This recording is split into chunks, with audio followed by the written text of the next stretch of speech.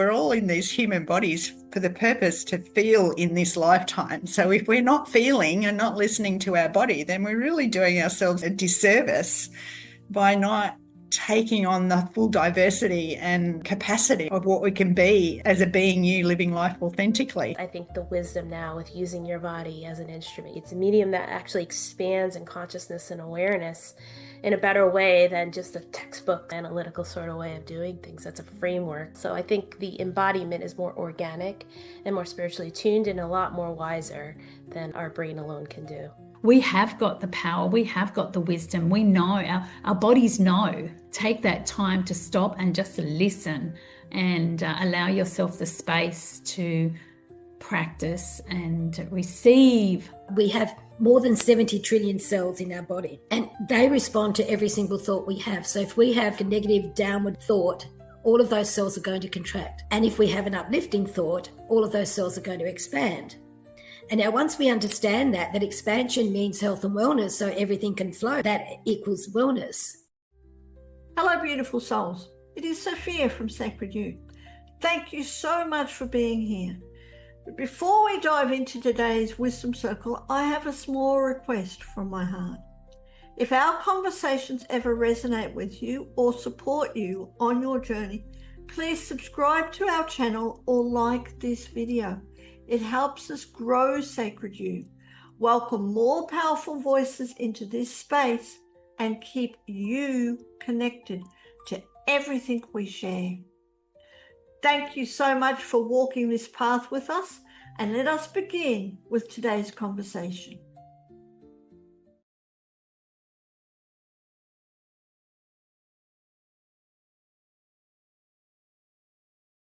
We are live for another wonderful Wisdom Circle, another incredible topic of being you, living life authentically. I love these, and I have to thank and honor Jennylee for bringing this amazing topic to Sacred You and the world.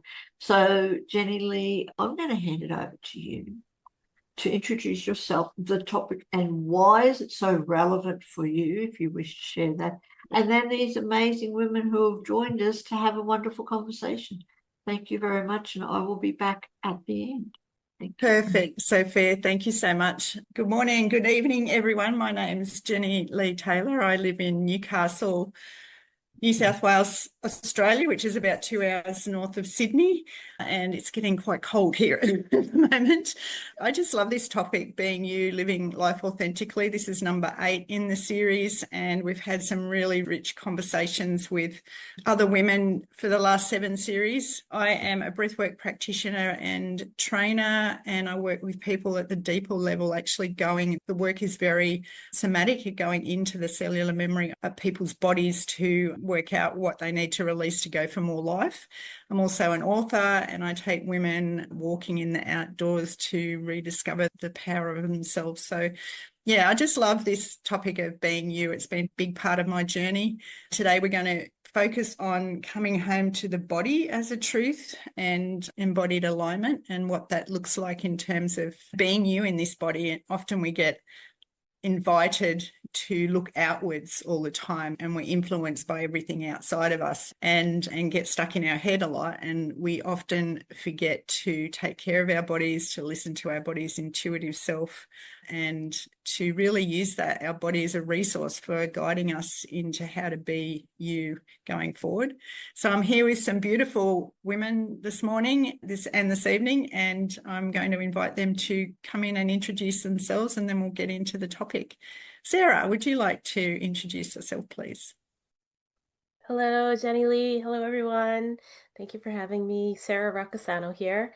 I'm an author, motivational speaker, and the founder of Embolden Adventures, which is an encouragement platform that inspires personal, professional, and spiritual development and transformation. Beautiful. Thank you. Candida. Hi everyone. Yes, my name is Candida and I'm in Adelaide, South Australia. It's very grey and rainy here today. It has been for the past week, very stormy. I call myself a multimodality therapist. I do a range of stuff. I'm a hypnotherapist, a spiritual life coach. I do many hands-on healing modalities. I run spiritual retreats, and I'm a yoga teacher. And all of what I do is about guiding people to who they truly are, because who we truly are, I believe, never really goes anywhere. It's always there. It's just covered up by stuff, by life. And so that's the crux of my work, is to guide people, and whatever's happening with them, whether that be like terribly stressful situations that causes physical stuff, as you said, getting back into your body and all of that kind of thing, whatever that, however that may look for different people. Beautiful. We're all in the right place.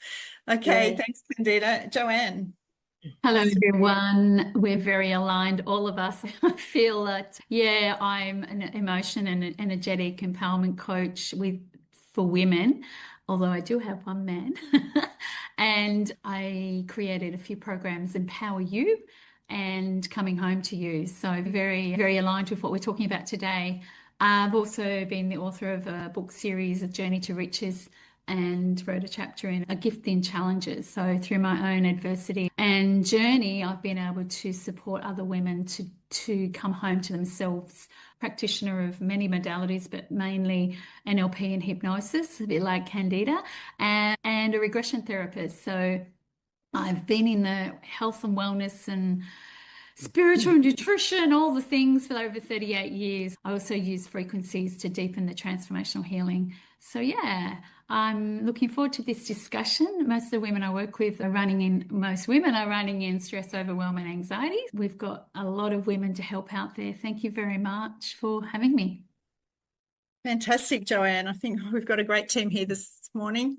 I was just remembering that one of the sessions we had some time ago was around, I talk about in my work, the 5 bodies, and not only looking at our mental body, but also our physical body, our spiritual body, our energetic body, and our emotional bodies.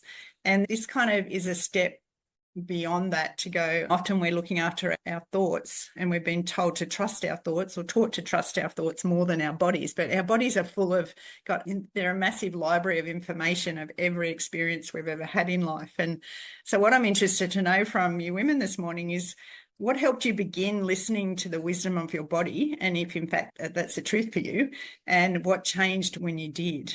Would anyone like to start the conversation? Yeah, Candida, thank you. Yeah, this brings me back to, excuse me, many years ago, because I've been doing this work for about 34 years now. And one of the very first things that I learned was that thoughts are things. And I was given a book by Swami, somebody who wrote this way back, like in the early 19th century, about how thoughts are things. And then I didn't really know anything about much at all, because I wasn't that was my beginning into the spirituality realm and the understandings and all of that. And it took me a while to sit with that. And I remember we were on holiday and I was on a beach and I was reading this book, Thoughts Are Things, and trying to get my head around it. So that was my beginning. And so now the most powerful thing, or one of the most powerful things I think that I can embody myself, but also pass on to others, is that every thought we have more than 70 trillion cells in our body. And they respond to every single thought we have. So if we have a negative downward sort of thought, all of those cells are going to contract. And if we have an uplifting thought, all of those cells are going to expand. And now once we understand that expansion means health and wellness, so everything can flow, like energy can flow, oxygen, lymphatic fluid, all of that can flow, that equals wellness. And the opposite of that is unwellness, the contraction, because everything is tight and so things can't flow. So I know we can't do that every minute of the day, but if we have that awareness, at least at some point every day, it's going to really make a big difference in our life. Just being aware of our thoughts and the effect that they have on our body and our life. And then not only that, but everybody else around us, because we know everything is energy, right? Yeah. And that's so true about how all of those 5 bodies are linked, and how that actually, the thoughts, what came up for me just then was what are some of the signals that you know where your thoughts might be off track? What would your body be telling you? And there might be tension, there might be contraction, you might start breathing more shallowly. There's a number of signals that the body gives us as information to tell us that we're off track in what we're doing in our lives. In your case, what you're saying, Candida, is in what we're thinking. Yeah. Jo Anne, did you want to come in? Yes, certainly. I love that. I love that, the way of thinking that you explained there, Candida. My first book that was introduced to me when I first went on my journey was when I was left as a single mum of 4 children. I was pregnant with my 4th, and a friend of mine handed me the Louise L. Hay book, You Can Heal Your Life. And that just started on my journey to, oh, wow, right, if this is true, what's possible for me? And I've used that over the years as the Bible, because it had so much truth in it. And even though I was working on the emotional body at the time, because I felt like I was in a deep, deep hole, deep depression, there's been times when, because you know how she talks about not only changing your life, but she connects all the ailments and all the conditions that we create in our body to our thoughts, like Candida was talking about, but how we can heal them ourselves. So I have been a practicer of that ever since, in the last 38 years. And I now know and believe and do everything's energy. Is recently I had a hip problem. Oh, okay, let's have a look at that. So it's an opportunity for me to still heal parts of myself, the shadow bits that we don't always find. And I use that as an opportunity to go deeper and see what's going on for me emotionally, because it also always manifests physically. And then on Sunday, I'd had a massage on Saturday, and on Sunday she worked a lot on my shoulder because I said it was a bit tight. Sunday, it just blew up and it was so painful. And I was like, wow, it's almost like she's moved stuff up and out. So I spent 2 days, it's gone, just looking at what was going on in my shoulder and what was that all about. So I think just it always manifests in our body. Everything manifests in our body. And for me, I use that as an opportunity to go deeper and find out more about what's happening for me and my emotional body as well. The emotion being connected to the physical and allowing that to move through and out of me. And sometimes it can take a week, sometimes it can take, like recently, a couple of days. And it's so powerful when we look at it that way and move the energetics, isn't it?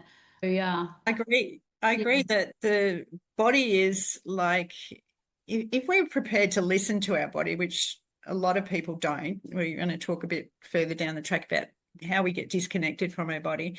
When we're prepared to listen to our body as something that's going to give us information about where we're actually at, then you can start going, like the pain in the shoulder that you described, then you can start going, okay, I might have pulled my shoulder when I reached up to get something, but is there something else going on, especially if it's longer term?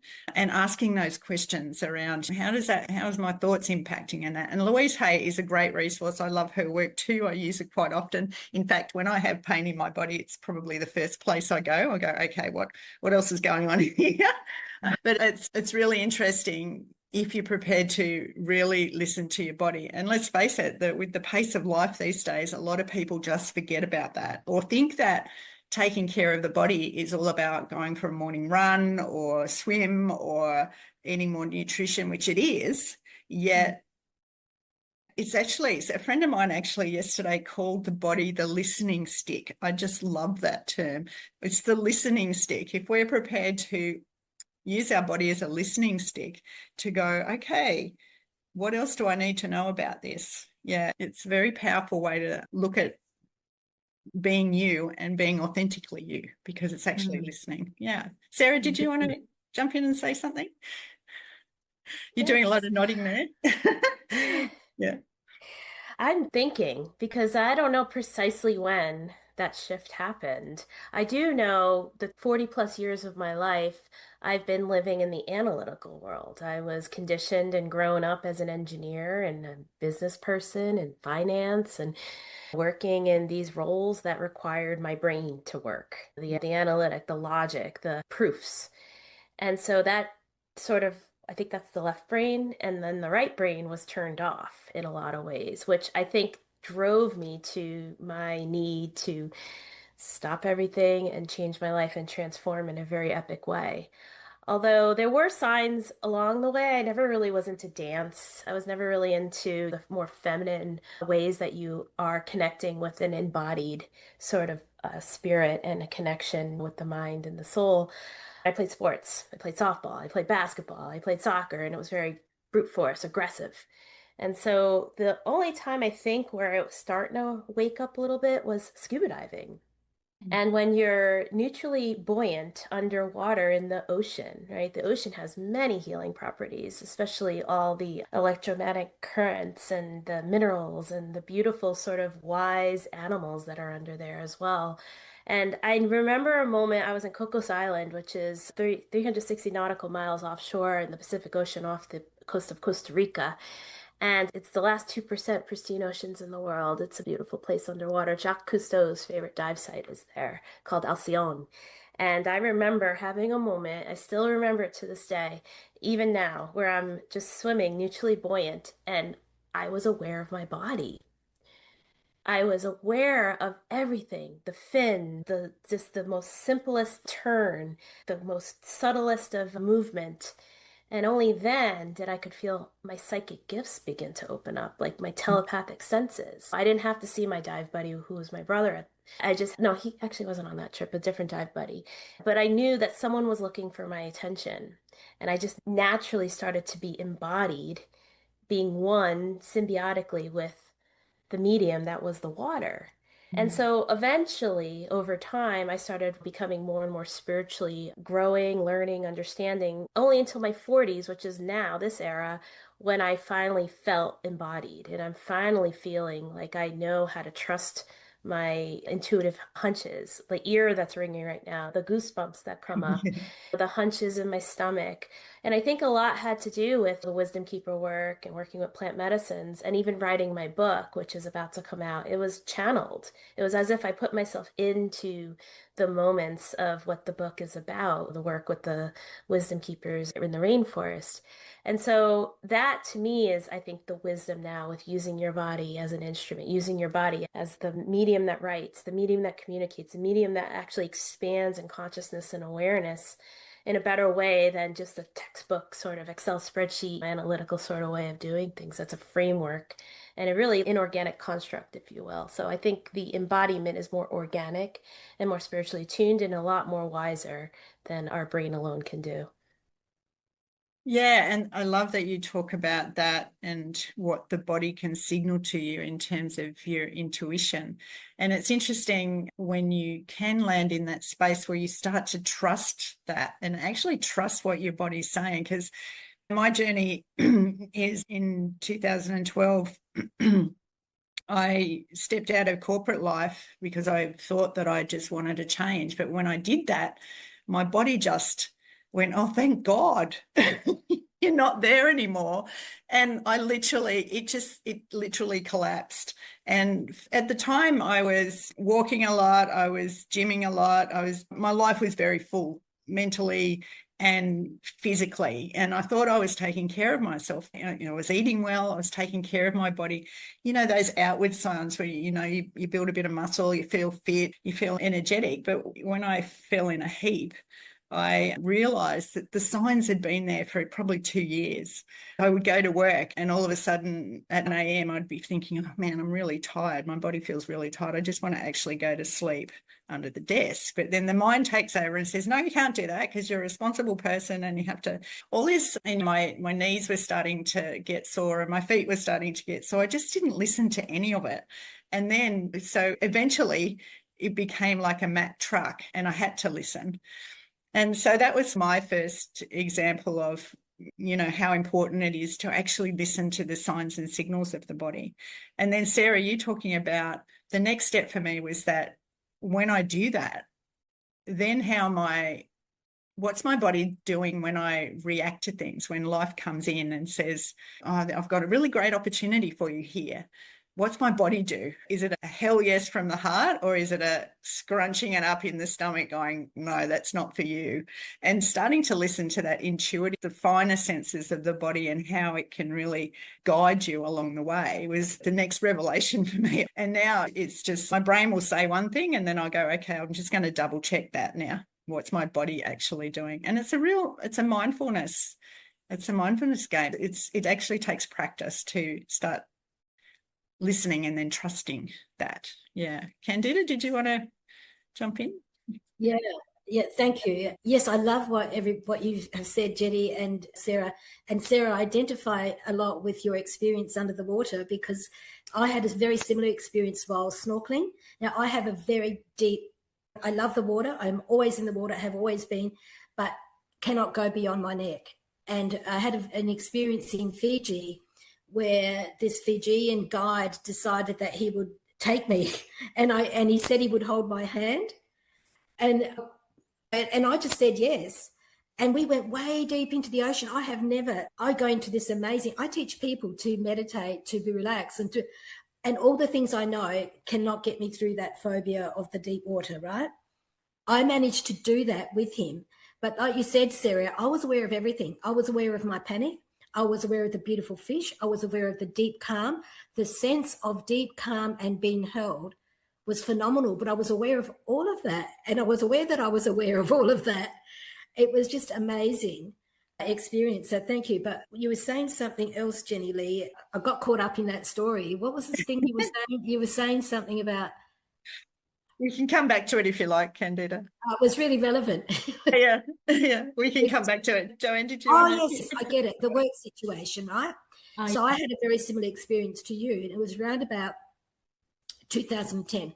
I worked in the school system. I've been a single parent since my kids were like 2 and 7, and now they're 52 and 47. But I worked in a school, and I was lucky enough to have principals that believed in what I did.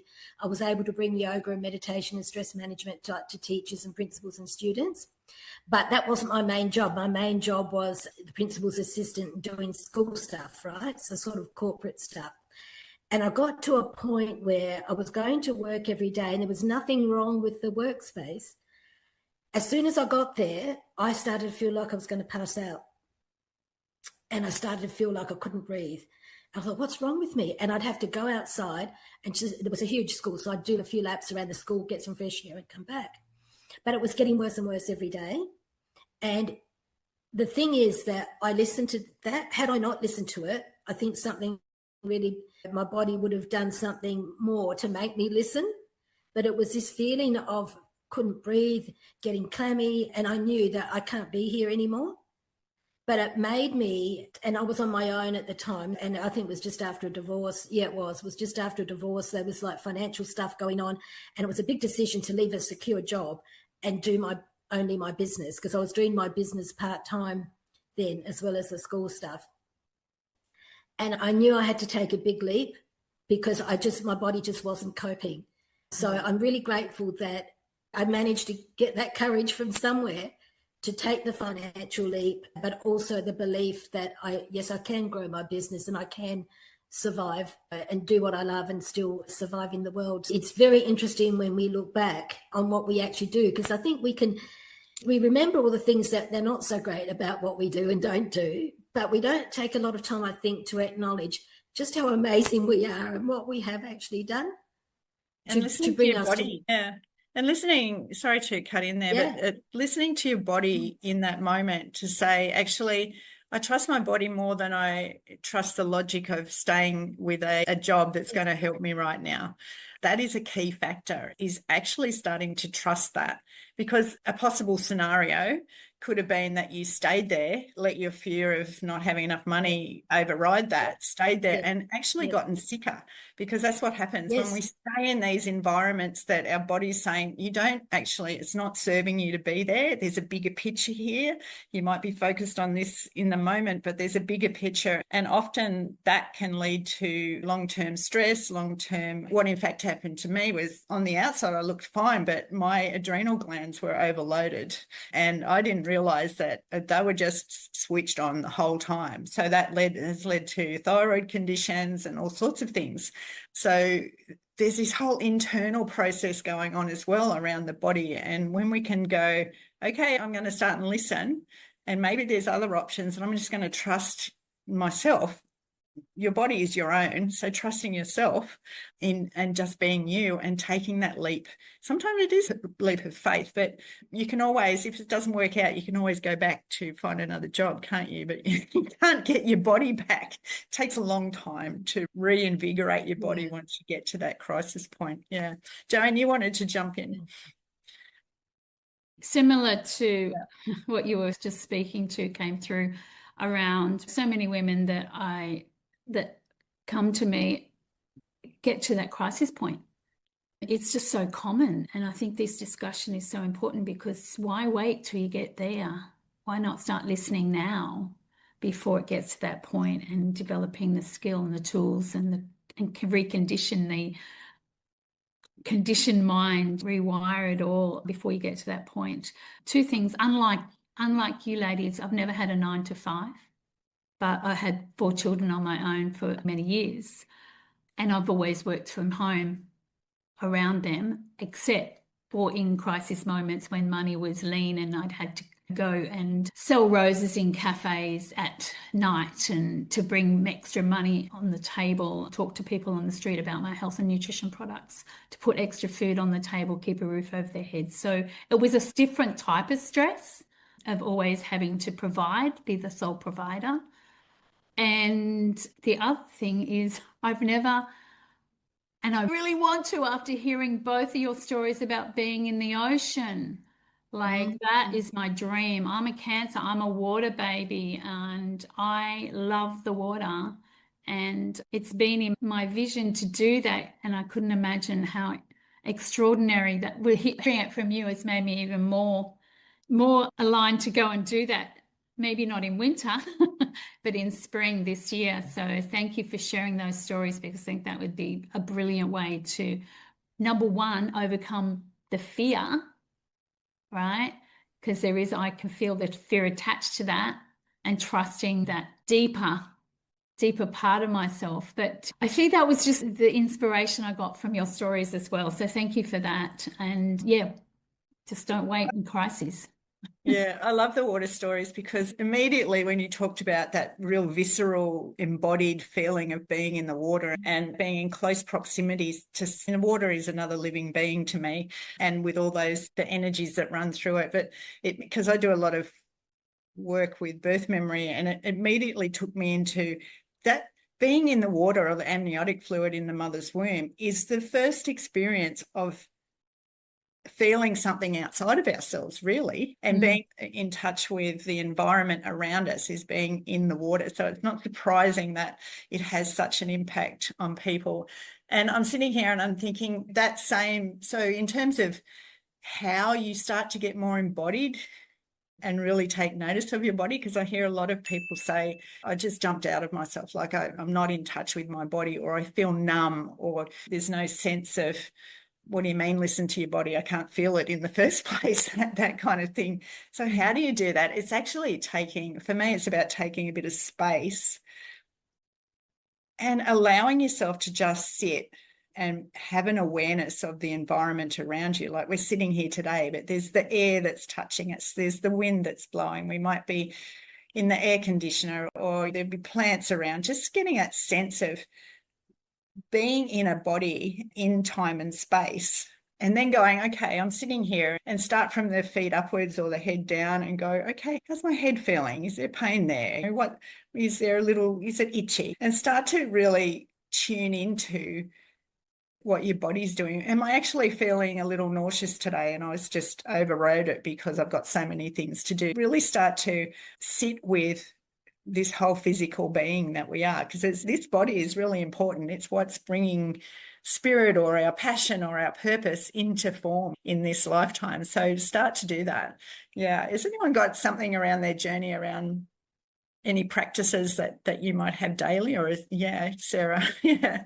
Yeah, I was going to add to that, Jennylee, and that's absolutely right. How do you know to navigate, right? Versus how the world around you is gripping you, right? And I think the practice for me, I've been learning for a while now, is the envisioning of chakras in my meditation. And then seeing as if I have this lens that goes within my body. So I was taught by one of my first spiritual teachers about closing my eyes, getting grounded, getting my feet on the floor, and having my spine straight, and imagining a cord or a big waterfall of golden white light coming down and just continuing to cascade through me all the way to the bottom.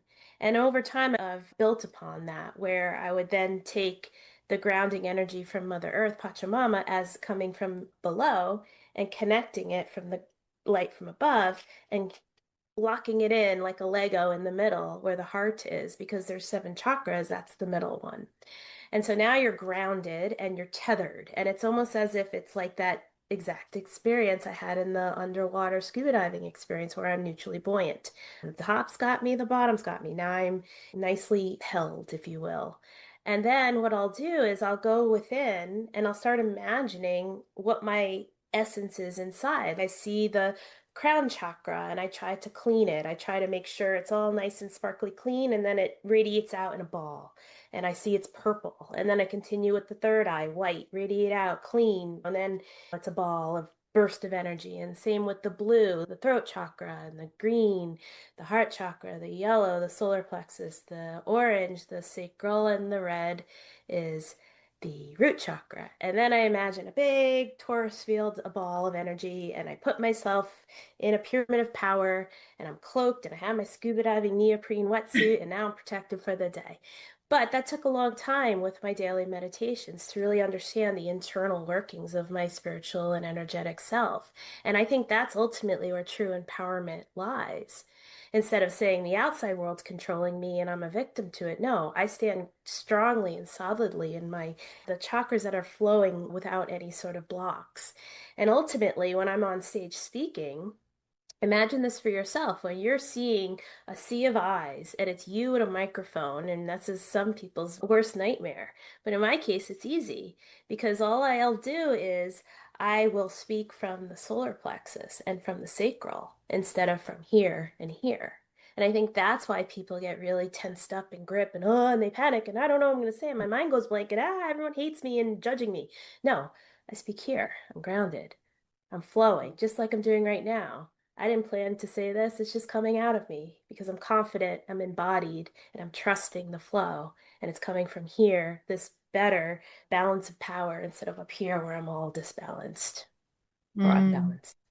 Yeah, that piece about coming from the flow rather than it just dropped in there. Coming from that flow, you can speak with confidence, and because it's something that's coming from deep within rather than, I've got to put my mind to this and make sure I say the right words and am I on topic, and all those things that come in that the mind tries to take over and people actually feel that. They feel the difference because this body, we're all in these human bodies for the purpose to feel in this lifetime. So if we're not feeling and not listening to our body, then we're really doing ourselves a disservice by not taking on the full diversity and capacity of what we can be as a being, you living life authentically. I love that piece. Thank you, Sarah. And there's a big difference between when you feel like you're in the flow and someone says, can you just repeat that? And you go, I actually don't know what I said. It just came out. You have to be in the moment and listen to get it. Yeah, I love that. Anyone else? Jo, Candida, did you want to say? Yeah, I just love that, Sarah, because it is a practice, isn't it? It's something we have to embody, something we have to do every single day. And for me, that's been difficult to just sit in meditation. In the beginning, I needed to be guided through all of those processes and to fully really drop in. And I spent like twice, 2 lots of 7 years in different spiritual schools that were teaching that, and still it was really hard, but I knew that I needed it. And the piece around speaking from your truth, from your heart, and not being severed from here was a big one for me. And I remember I used to speak a lot, but I used to speak in fear, and I was speaking wasn't from me, it was from my wounded self, the trauma I hadn't actually discovered or uncovered or wanted to see.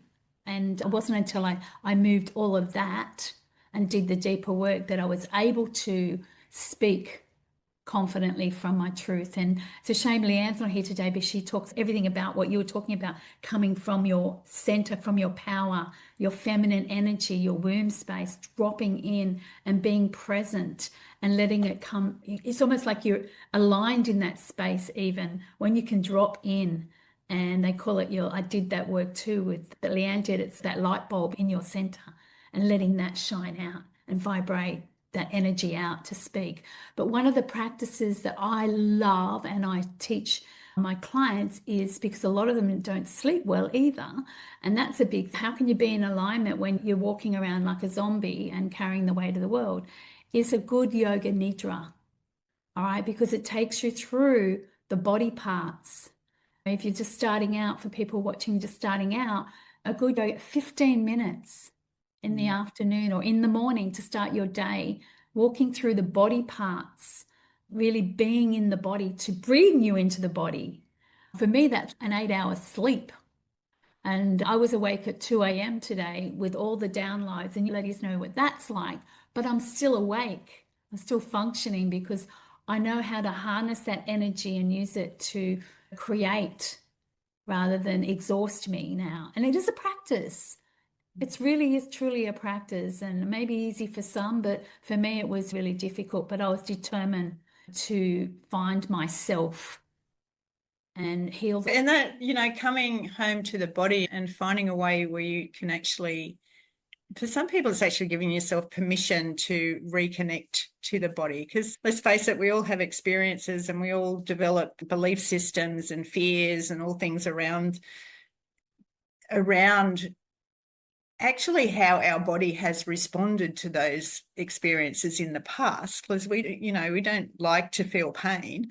That's why you can be a 4-year-old and go off a jump like a crazy and not do that. But at 51, you might go, actually, I know that really hurts when I hit the ground, so I'm not going to keep doing that, because our body logs that as well. But it's also when we can work through those fears and limitations and wounds, as you call them, freeing the body up to actually feel them. Because in my work, it's all about the reason we're stuck there, and the reason it manifests, say, in a sore shoulder, is because that energy is stuck there and it hasn't been released. So being able to release that energy of discord and unease and that kind of thing helps free the body up as well. Sarah talked about the whole body being in alignment and feeling it, freeing up the energy to move freely through the chakras. Well, you have to do the work. If you're looking for a quick fix on this, you probably won't get it. It actually requires some people can, some people can't, but it requires some purpose. And in that purpose and pointed work you do, it's actually about loving yourself, because being you and living life authentically is about coming home to who you are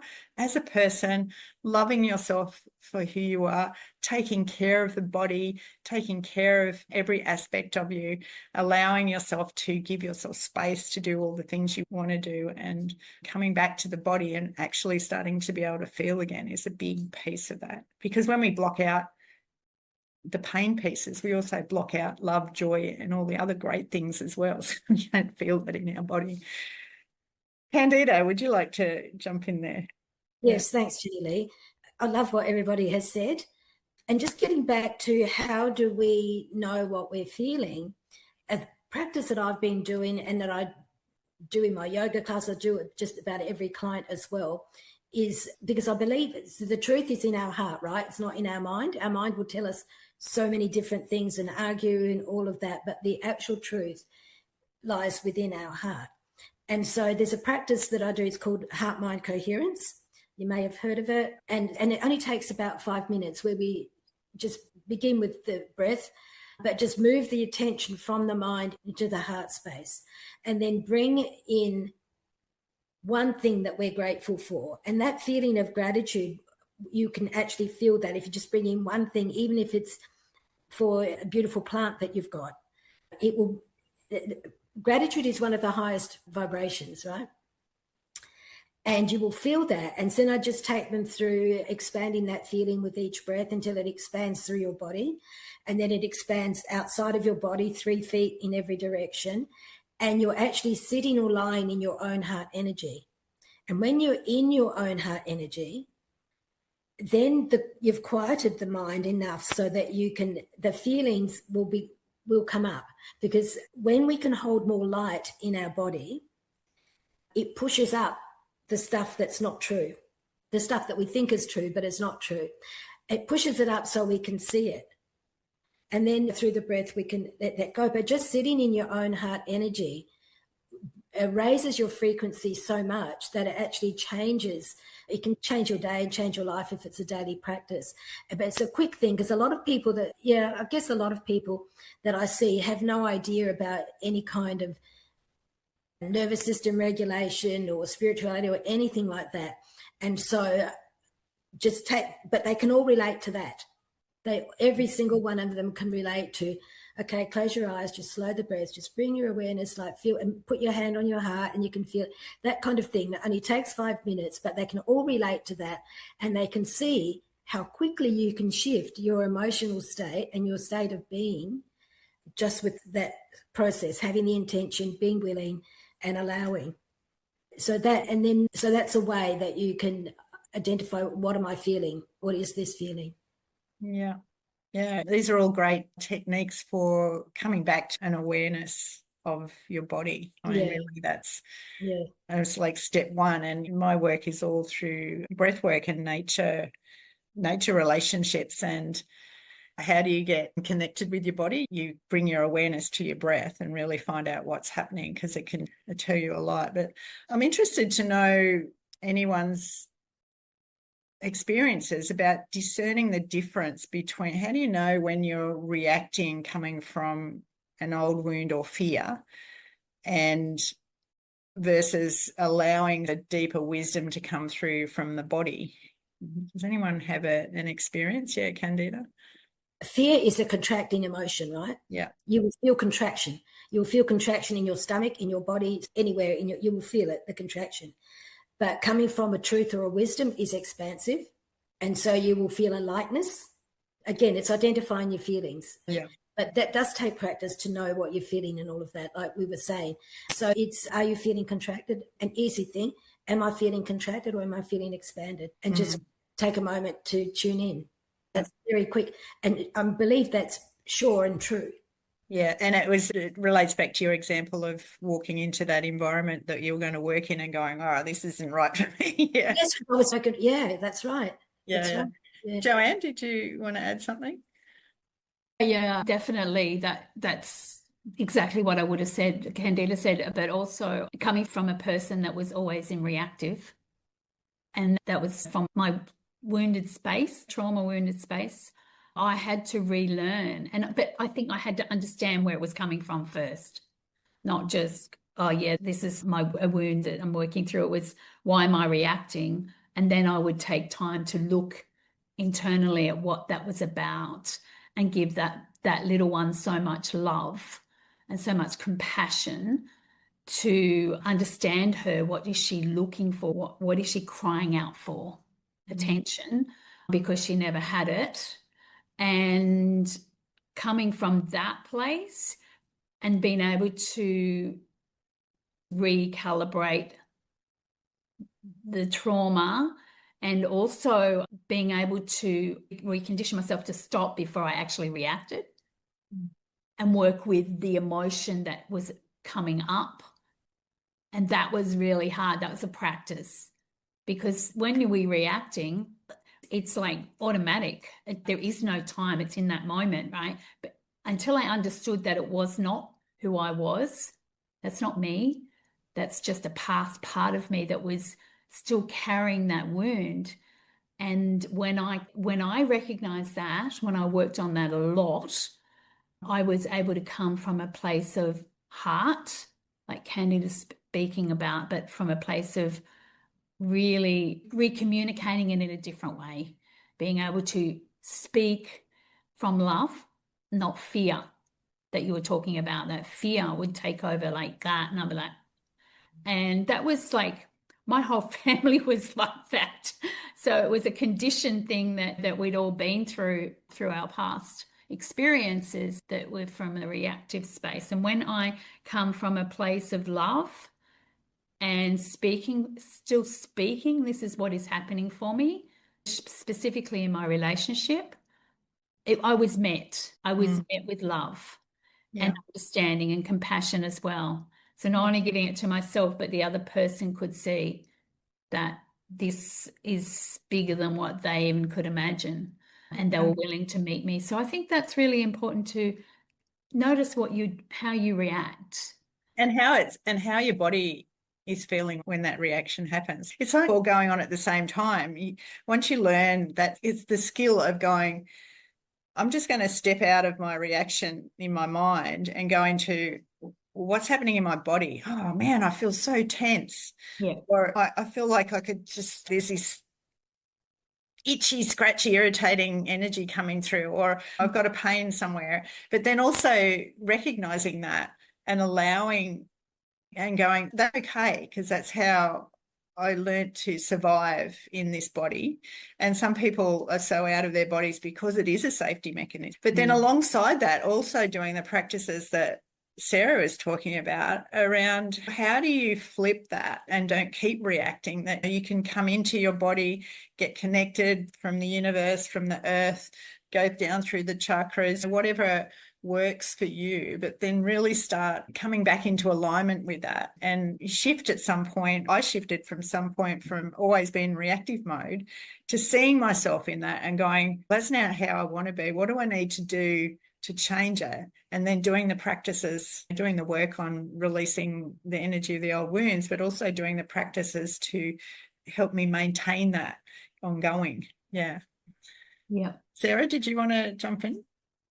Yeah, just like you, one of my examples is in hindsight. So I lived in New York City for 22 years and I worked hard, played hard. It's an intense city that never sleeps. There's constant noise and stranger danger and just a lot of energies. And you're always on alert, even in the office, even when you're sleeping at night, because there's still horns blaring and sirens and whatever else, doors slamming. And so your nervous system is always in a flight mode, right? And you're always on edge. Your adrenal glands are always going on, and you don't know anything but a stressful sort of existence. And when I hit my breaking point about 4 years ago now, I went to nature and I did a lot of extensive healing and a lot of work, as I alluded to a little bit, and a basis for the 3 books that I'll be writing and that will be coming out. But now when I go back to New York, which is seldom, I feel it again. And it's too much. It's overwhelming. And I grip and I'm nervous and I'm ready to fight and I'm ready to punch. And I'm just like, get me out of here. I don't like it. So only now I realize it. But when I was in it for so long, I didn't realize it. So that's how I know I shifted. And that's when it's better for me now to identify it, because I don't want to feel that way. I want to go back to center. I want to be back to more fullness, more groundedness, more awareness in a conscious state that's flowing and at ease. Yeah, absolutely. I think we're all on that path in different ways, and we all had different catalysts to move us forward into changing something. But I think if you were to, we're nearly at the end of time, if you were just to give a summary of what's the most impactful thing that someone could do moving forward around getting back into their body, using their body as a listening stick, if you like, and honouring that, to have more information that can inform how you can be living life authentically. Did anyone want to start? Yeah, Candida? For me, and in my experience, it would be creating the coherence between the mind and the heart, because you can have arguments between your mind will tell you one thing, but your heart will be telling you something else. But that heart is like a soft voice that's always there. The mind is really loud. And it's about understanding that we are not our thoughts. Our mind is there to serve us. We need it. but the truth lies in our heart. So if we can get the mind and the heart to agree and come into coherence and balance, then they can work together, and then the truth can emerge from that without the fear, because the mind is there to protect and all of that, and it has good intentions, but there's a lot of fear going on there. So just something like the heart, something that you can do that doesn't take a long time, the heart, because a lot of people won't spend a lot of time doing the heart-mind coherence, just 5 minutes with the breath, and then just allowing the truth, because the truth will emerge. Once we allow it, it's about us putting ourselves into that state of beingness, regulating our own nervous system just by a few breaths. 3 breaths will do it. And knowing that we don't have to spend a lot of time trying to get there, we can do it instantaneously. And it takes a bit of practice, but not much. Yeah. And then we can we live from the heart. And I think that's what the world is trying to do. That's what we're being led to do. That's what the consciousness of the planet is changing in order for us to do, by getting all these different light codes and things coming in to bring us to our heart, by seeing what's not okay. Yeah. And so that we can... Yeah. So having that heart and mind agree, I love that. Yes. And it's a 5-minute practice to be done every day if you choose to. Yeah, beautiful. Thanks, Candida. You're welcome. So true. Jo Anne. I love that too. It's such an important practice, even 5 minutes. But I was going to say similar, just checking in with yourself a few times a day. Just where am I at? How am I feeling? What am I experiencing in my body? And you can do that several times. And I teach, set your reminder and call it your check-in and see what's going on, because it creates more awareness. The more you do it, the more you condition yourself to feel. So yeah, just doing that check-in every single day. I also have a powerful planner. I can't even remember the name of it, but it helps women to stay on the path. It's got the gratitude. It's got all the practices that to remind them that they can do these things at any given moment. It only takes a minute, and starting their day in the best possible way, because we have got the power. We have got the wisdom. We know, our bodies know. We just have to, like you said, take that time to stop and just listen and allow yourself the space to practice and receive. Relax, release, and receive are my 3 R's.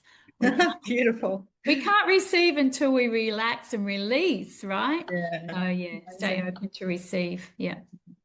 Yeah, great. That's a great tip, to do that checking in process daily, because that creates awareness, as you said. Yeah. Sarah, what would you like to end with? Yeah, I have a great beginner's tip. So go find a very quiet spot in the woods or in nature somewhere, along the water, the river, wherever you'd like to go that's quiet, and sit down and be present with the land. And then what you can do is you start breathing through one nostril, hold it, let go, exhale out of the other nostril. Now breathe out of that one, hold it, exhale, and keep going until you start to calm your brain. And only then, when you're in this meditative state, in this beautiful nature setting you chose, start with your 5 senses now. You'll see, how many things can I hear? 5 things I can hear. So each one you identify. I hear the rustling of the wind. I hear whatever. And then 4 things you can smell, 3 things you can taste, 2 things you can touch, and 1 thing you can see, even though your eyes are closed. And I forget what the 5, 4, 3, 2, 1, but generally you will, each sense, you pay mind to it and you try to figure it out and find it and observe it with your mind's eye. And at the very end, you open all senses at the same time. Try to hear, sense, feel, smell, taste all at once. And then at that point, you realize your brain is now in this sort of deeper meditative state, and you can start going inward and being aware of your body from within. I think that's a really good beginner's technique right there.